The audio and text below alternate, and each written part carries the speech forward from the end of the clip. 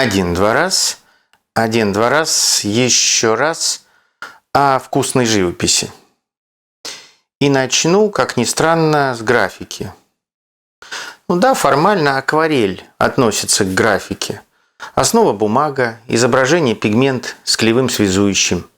Тем не менее, акварель бывает разной, действительно очень графичная, а бывает поистине живописная, эффектная, включающая элементы по-сырому, когда цвета диффузируют, позволяя красиво смешиваться неудобоваримым краскам, да, противоположным по цветовому кругу, дополнительным. За счет техники по-сырому такое смешение не приводит к грязи. При этом случайные или хорошо продуманные затеки краски, капли, непрокрасы бумаги наполняют работу легкостью, изяществом, подлинным артистизмом. Она выглядит свежо и эффектно. Профессиональные акварелисты имеют в арсенале массу технических приемов: срезание лезвием слоя бумаги, процарапывание, увлажнение пульверизатором, соль для удаления лишней влаги, веник, тряпка, резерв, резиновый клей, восковой карандаш. В крайнем случае усложнение техники белилами и прочими более укрывистыми красками. И в принципе масляная живопись вполне может повторить все эти эффектные приемы акварели. Использование светлого грунта вполне имитирует просвечивающуюся белую бумагу. Ведение работы на определенном этапе без белил на подвижных растворителях позволяет набирать глубокие красивые тени, даже используя диффузию, подобно акварельным техникам по-сырому. Царапание черенком кисти по невысохшим слоям краски и случайные затеки тоже никто не отменял. Такая акварельная безбелильная глубина легко подчеркивается следующими слоями. Достаточно использовать несколько укрывистых красок, добавить белил, чуть холодных оттенков, и даже при минимальной тоновой, светосильной разнице появится объем за счет принципа теплохолодности. Холодный, плотный, поверх теплого, прозрачного. А затем теплая прозрачная лессировка, нанесенная сверху уже по высыхании, еще более усложняет живописную поверхность, подчеркивает фактуру. Это обратный принцип теплохолодности: теплый, прозрачный, поверх холодного, плотного. А вообще в современной живописи для фактуры используются акриловые краски. Действительно, они быстро сохнут, держат высокий фактурный, хоть и оплывающий мазок. При минимальных смешениях довольно яркие. Тем не менее, и здесь масляная живопись вполне способна повторить вышеперечисленные эффекты. Укрывистые краски без труда формируют довольно выраженную фактуру. Кистью или мастихином это можно сделать.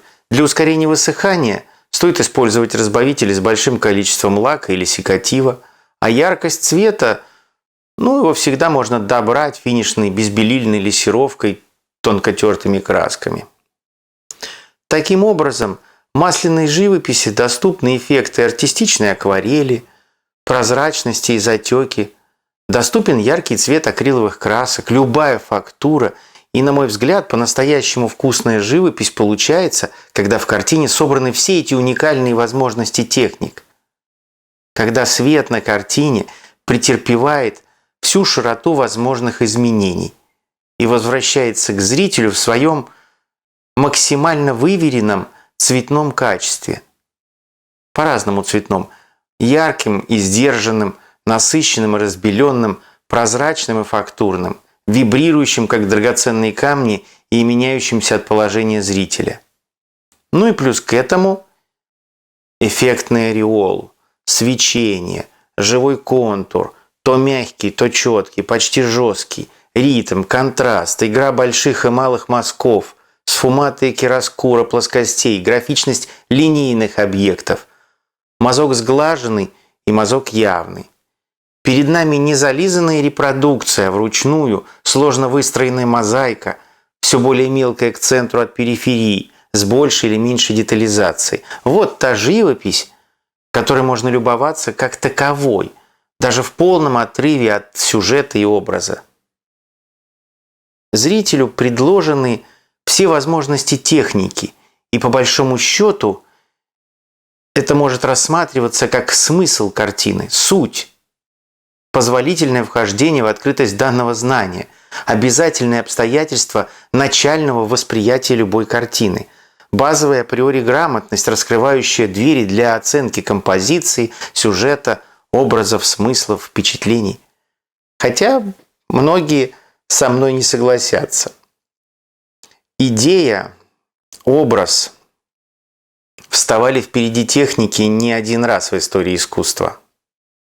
Картины были серые, вялые, нецветные или неестественно цветные, замученные.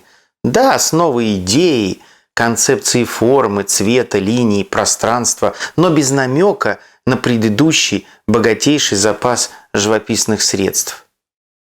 На поворотах развития, на виражах новых стилей, на ухабах поиска нового художественного языка это, вероятно, можно простить, но новые автомобили не должны быть все время убого сработанными по сравнению с привычными каретами. Пик техники известен, и он не должен быть отброшен. Масляная живопись – это шикарный музыкальный инструмент, который может выдавать прекрасные звуки. Не надо тупо барабанить по скрипке, прикрываясь сложностью обучения, неумением, новым взглядом на вещи и современным креативным подходом. Взяли в руки масляные краски, покажите вкусную живопись, владение техникой, а там уж посмотрим на композицию, сюжет, образ. А для новых идей, дизайнерских креативных опытов существует масса других техник. А в большинстве случаев в качестве логичного завершения им вообще подойдет полиграфия. И не надо без надобности хвататься за кисти, только чтобы гордо обозвать свое детище, композиция 16, холст, масло. Палитры бывают красивее.